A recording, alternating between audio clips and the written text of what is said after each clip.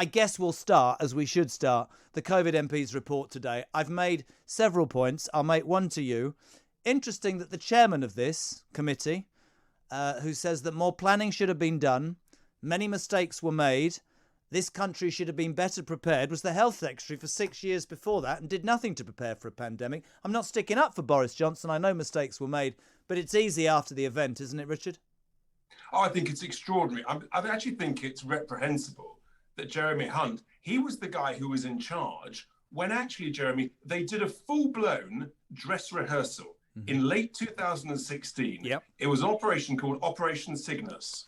The results of that dress rehearsal were so bad, Jeremy, that they stopped it early. They covered up the results. They redacted the results from the report.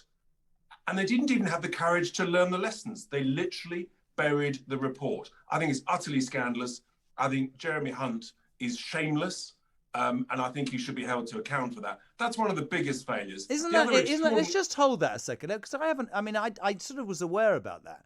But the man who was the chairman of this committee, who today has stuck the knife in instances that are right, says the lockdown was too late, the limited testing was wrong, which created a worse first wave, that the test tracing was slow and chaotic. He complimented the vaccines. He talked about care homes. All of that, honest. But this was a man who was the health secretary who did a run through years before this, and so appalling, you say, with the results, he hid it under the carpet. That's all. Literally hid it under the carpet. When people asked the Freedom of Information to see it, lots of it was redacted, Jeremy. And then they had the cheek to say, oh, I'm so sorry.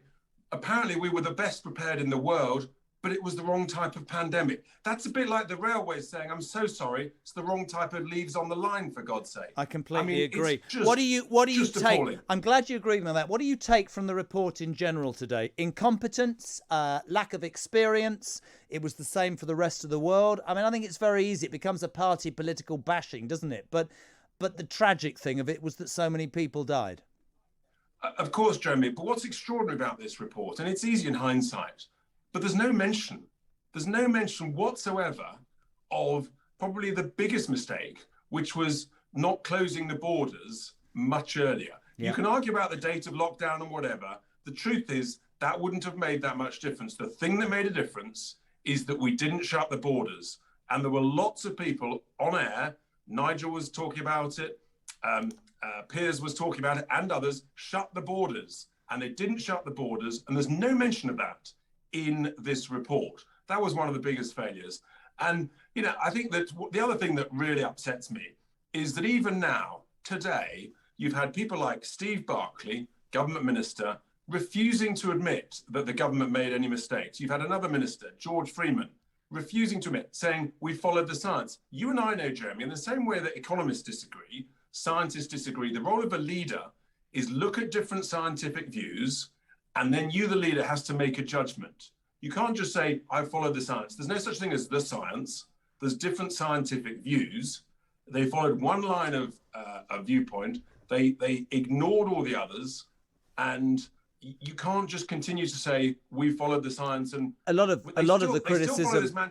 I agree with you. A lot of the criticism today is that the government in its entirety should have questioned that scientific evidence. I agree with that. And interesting about the borders, something that you were saying, we were still getting that wrong a year in April, weren't we? The following April with India and the Delta variant. That's an absolute fact. And that conversation about the borders never goes down too well with the politically liberal, does it? But it's a fact. It definitely made a difference.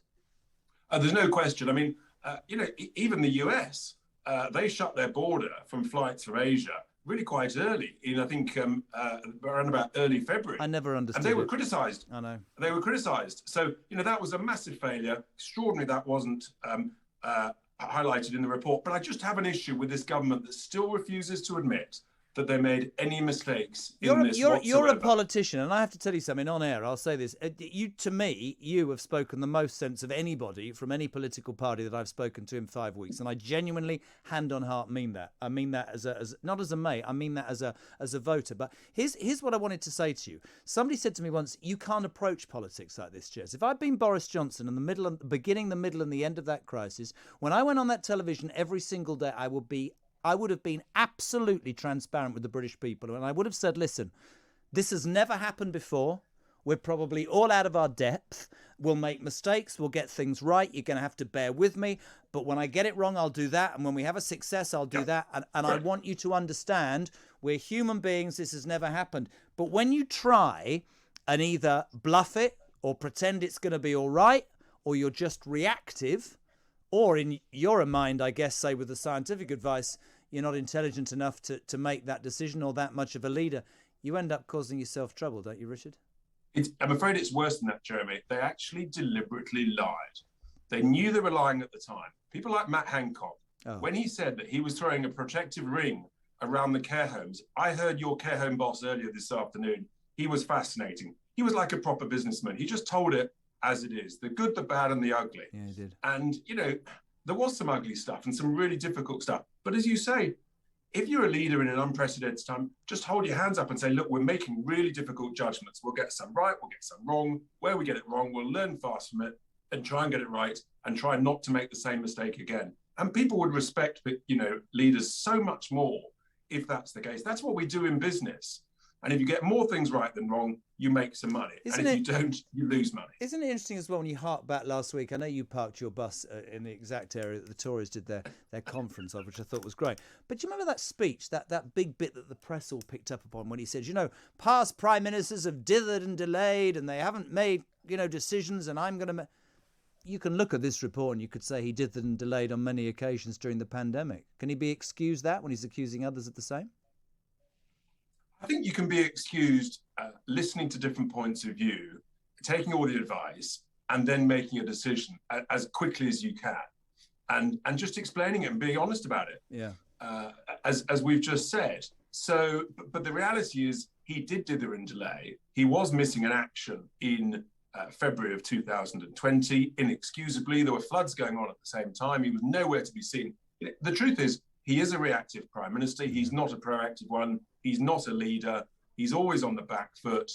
And he sort of gets forced into taking decisions at the last possible moment. And that's the nature of the individual. It's just, it's where we're at. Have you decided where you're going to stand next in the election? Because I'm going to come and campaign for you. I've decided. Oh, you are a good man, Jeremy. Thank you so much. No, you speak sense to me.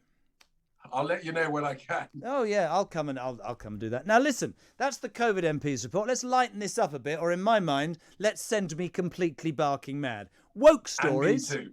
Woke stories. Yes, ladies and gentlemen, dear listener. Am I allowed to say ladies and gentlemen? No, I'm not. I'm supposed to say passengers. If you're on British Airways now, you can't say ladies and gentlemen, so I'm going to say listeners. Apparently, Richard Tice, in California, they are to bring in, gender-neutral toy aisles. What the hell, Mr. Tice, does that mean? I have no idea. It drove me nuts when I read about it. I mean, this is just ludicrous, utterly ludicrous. What on earth do these people think they're doing? And the truth is actually, the evidence, I'm afraid, Jeremy, is what you also said earlier.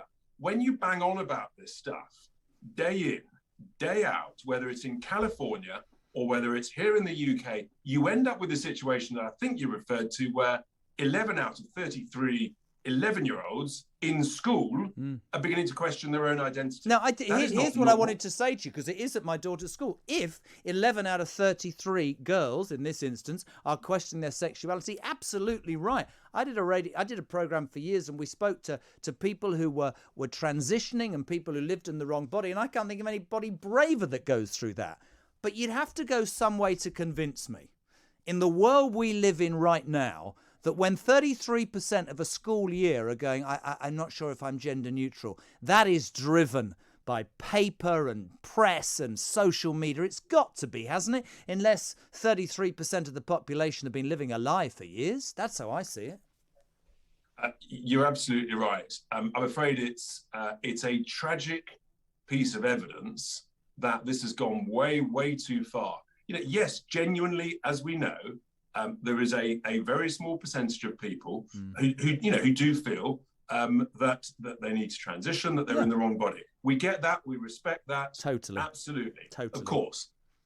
But the idea that, give or take, 33% of 11-year-olds, of girls in a school are questioning themselves, I think that's one of the most shocking, extraordinary things that I've heard of, frankly, for as long as I can remember, and I think deeply, deeply troubling about what that says about our society, about social media, and all of this stuff. And maybe actually we should just stop discussing it and go the other way. Maybe. It's just not right. You know Dave, the producer of this show, he's just done that, which means break, so I'm going to ignore him. Shut your face. One other great thing. You'll love this, Richard.